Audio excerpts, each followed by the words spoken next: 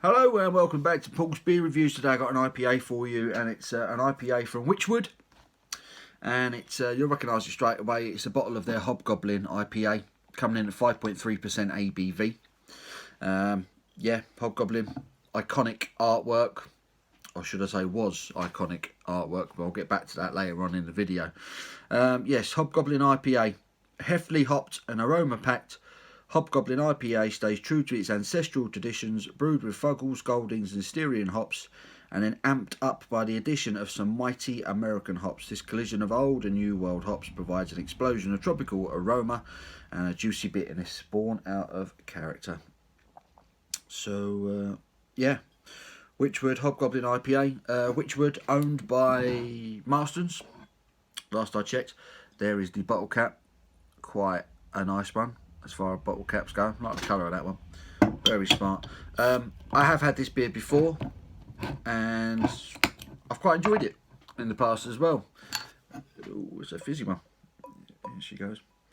Yeah, I've had this one before. I had it when it first came out, and that must have been getting on for about 2 years ago now, when it first started appearing on shelves. Yeah, and I've always quite enjoyed this IPA. I've always thought it was quite good. It was a good progression from the original Hobgoblin and the King Goblin. Hobgoblin in general, it kind of divides opinion. I've always quite enjoyed the original Hobgoblin. I think I've enjoyed pretty much everything a Hobgoblin do. I don't even mind Hobgoblin Gold, and that gets absolutely slated by some people. But this is Hobgoblin IPA. Traditional looking IPA. It's got a lovely kind of chestnut looking colour to it. It's got a solid one finger, a fluffy white head on it. Really good levels of carbonation on that.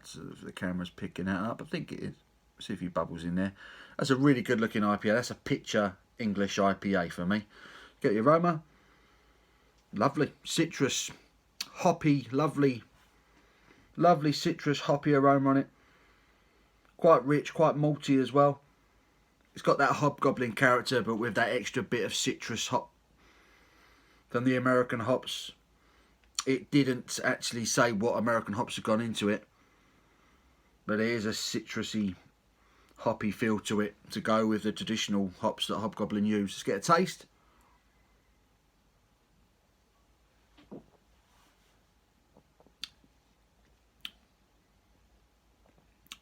Yeah, that's still a good beer.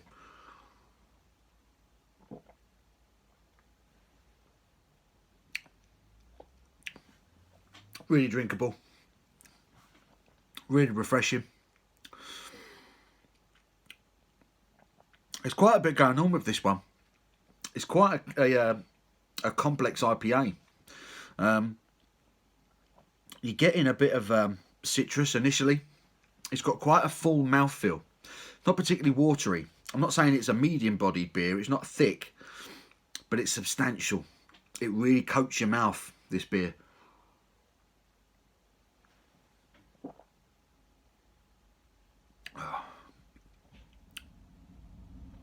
Citrus fruit aroma, taste rather, and you get a little bit of toffee maltiness. Nice low carbonation levels. It's quite a smooth one, but it's nicely carbonated, and those hops come in right at the end. It's quite a long flavour. It's quite a slow developing beer on the palate, this one.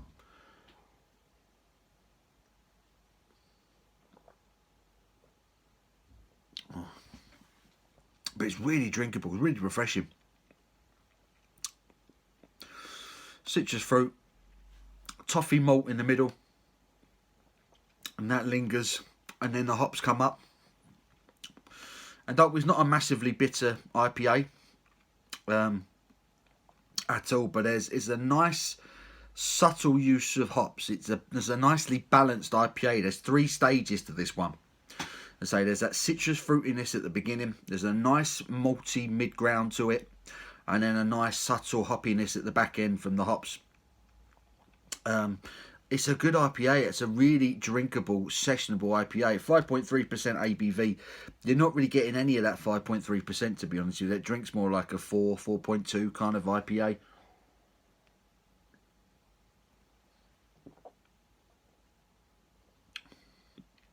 It really is good. There's a nice citrus burst to it at first. The carbonation hits quite quickly. As soon as you drink it, the carbonation bang comes in with this citrus freshness. And then there's that caramel toffee malt. And just as it gets to the back of the tongue, the hops rise up and you get that little bit of bitterness at the back end. It's a nicely balanced, you know, say slightly complex IPA. It's very good. It's a very good beer, and anyone who slags off Hobgoblin needs to have another go and have another try. I really do believe that, because I think they're doing some good stuff. That's a good IPA. I don't care what anyone says. That is a good IPA. That's a solid 7.5 out of 10 for me. Really good stuff.